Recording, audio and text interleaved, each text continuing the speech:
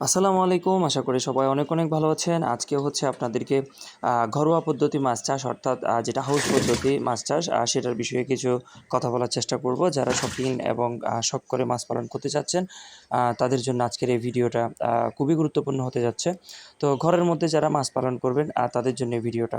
এই যে মাছগুলো দেখতে পাচ্ছেন এটা হচ্ছে আমার বিগত বেইজের অর্থাৎ বর্তমান যে চাষ করতেছি এগুলার আগের বেইজে এই পাঙ্গাস মাছগুলো আমি করছিলাম আমার বাসার আঙ্গিনায়। তো এগুলার হচ্ছে আলহামদুলিল্লাহ অনেক বড় বড় হয়েছে। তো আমি আজকে চলে আসছি হচ্ছে আমার খামারে হচ্ছে কি আমি যে দুইটা ট্যাঙ্কে মাছ চাষ করছিলাম, আপনারা যারা আমার রেগুলার ভিডিও দেখেন তারা জানেন। তো এই দুইটা ট্যাঙ্কের মধ্যে একটা ট্যাঙ্কে হচ্ছে আমার কিছু কই মাছ এবং পাঙ্গাস মাছ দেওয়া আছে। তো দেখতে পাচ্ছেন আমি পানিটা ছেড়ে দিচ্ছি, কারণ আমি এখান থেকে বর্তমানে পানিটা শেষ করে এখানের মাছগুলা নতুন ট্যাঙ্কে দিয়ে দিব। কারণটা হচ্ছে এখানের পানি খুবই নষ্ট হয়ে গিয়েছে, দেখতে পাচ্ছেন, কারণ এত পরিমাণ শ্যাওলা হয়ে গেছে। কারণ পানি যদি অতিরিক্ত শ্যাওলা হয়ে যায় মাছগুলা মরে যাওয়ার সম্ভাবনাটা বেশি থাকে। তো আমি সেজন্যই এই ট্যাঙ্কের মধ্যে মাছগুলো ট্রান্সফার করে দিব। আর আমি আগে থেকে আসলে এই ট্যাঙ্কে পানিগুলা পরিষ্কার করে রেখেছি। এই যে দেখতে পাচ্ছেন এখন বর্তমানের পুরোনো ট্যাঙ্ক থেকে আমি নতুন ট্যাঙ্কের পানিতে অক্সিজেনটা দিয়ে দিয়েছি। কারণ হচ্ছে অক্সিজেন খুবই গুরুত্বপূর্ণ একটা জিনিস। যদি অক্সিজেনটা না চলে তাহলে মাছ মরে যাওয়ার সম্ভাবনাটা বেশি থাকে। তো আমি এখন এই ট্যাঙ্কে নেমে পড়েছি মাছ ধরার জন্য। দেখতে পাচ্ছেন পানি বেশি, সেজন্য মাছ আসতেছে না, একটা দুইটা আসতেছে। তো আমি একদম পানি কমিয়ে মাছগুলা ট্রান্সফার করার চিন্তা ভাবনা করতেছি। তো আলহামদুলিল্লাহ দেখতে পাচ্ছেন আমার মাছগুলো খুবই সুন্দর হয়েছে। এই যে সাইজগুলো আসলে এখনও অনেক ছোট। এবার আপনাদেরকে বলি, আমি মাছগুলো ছেড়েছি আরও 3 মাস আগে। এখন মাছগুলো বড় না হওয়ার একটা কারণ সেটা হচ্ছে ঠান্ডা মৌসুম মাত্রই গেছে। আসলে ঠান্ডা খালে হচ্ছে মাছগুলো বড় হয় না এবং মাছের অসুস্থতা হয়। তো আলহামদুলিল্লাহ আমারগুলো সুস্থই আছে। কিন্তু মাছ বড় না হওয়ার ঠান্ডাকালে একটা কারণ, মাছ মানে খাবার খায় না। পানি যখন অতিরিক্ত ঠান্ডা হয়ে যায় তখন মাছ খাবার না খাওয়ার কারণে মাছ তেমনটা বড় হয়নি এবং আমি খাবারও দিই নাই। কারণ খাবার না খেলে খাবার যখন আমি প্রতিদিন দিব, ওই খাবারটা আসলে পানির ট্যাঙ্কে আস্তে আস্তে জমতে অ্যামোনিয়া হয়ে যায়। তো অ্যামোনিয়া হওয়ার পরে মাছগুলা মারা যায়। তো দেখতে পাচ্ছেন আলহামদুলিল্লাহ আমি অল্প অল্প করে মাছ ধরে এই ট্যাঙ্কে দিয়ে দিচ্ছি। তো মাত্র 2 মাস যদি আমি রেগুলার খাবার দিই, মাছগুলা মোটামুটি হারভেস্ট করার উপযোগী হয়ে যাবে। আমি কই মাছ খেতে পারবো আশা করি ইনশাআল্লাহ। কারণ ভালো মতো যদি আপনারা খাবার দেন, সাধারণত 3 থেকে 4 মাসের মধ্যে কই মাছ হারভেস্ট করার মতো একটা সাইজ হয়ে যায় আরকি। কই মাছের দেখতে পাচ্ছেন আলহামদুলিল্লাহ অনেক সুন্দর সাইজ হয়েছে। আর পাঙ্গাস মাছের সাইজটা তেমন বড় হয় নাই। এগুলো বড় হবে আসলে মোটামুটি যদি প্রতিদিন খাবার পাই আলহামদুলিল্লাহ বড় হয়ে যাবে। কারণ আপনারা ভিডিও শুরুতে দেখছেন ওইগুলো কিন্তু আমার নিজের ট্যাঙ্কে করা। এগুলো অনেক বড় হয়েছে।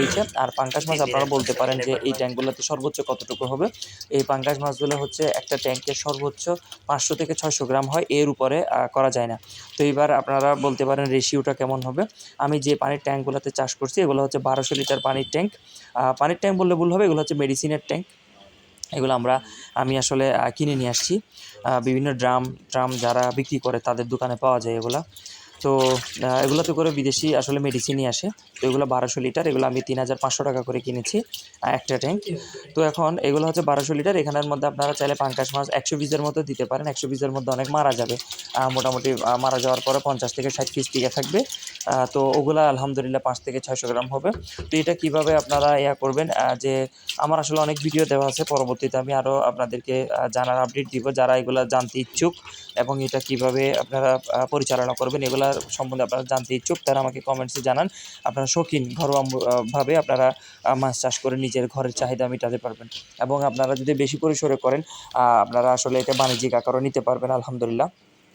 তো যেটা আপনাদেরকে বলতে চাচ্ছি সেটা হচ্ছে এই যে মূলত এই ট্যাঙ্কটা দিয়ে আপনারা কই মাছ যদি করেন 1000 লিটার, আপনারা 1200 লিটার মধ্যে 1000 লিটার পানি দিবেন আর 1000 কই মাছ আপনারা ওখানে দিতে পারবেন।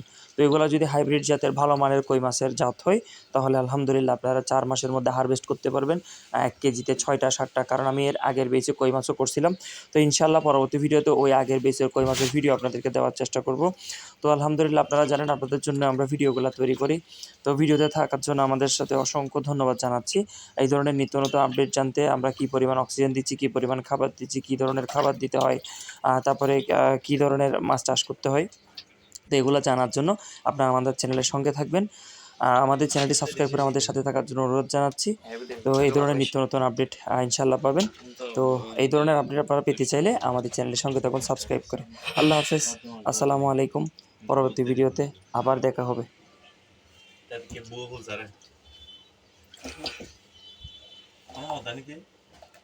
ওই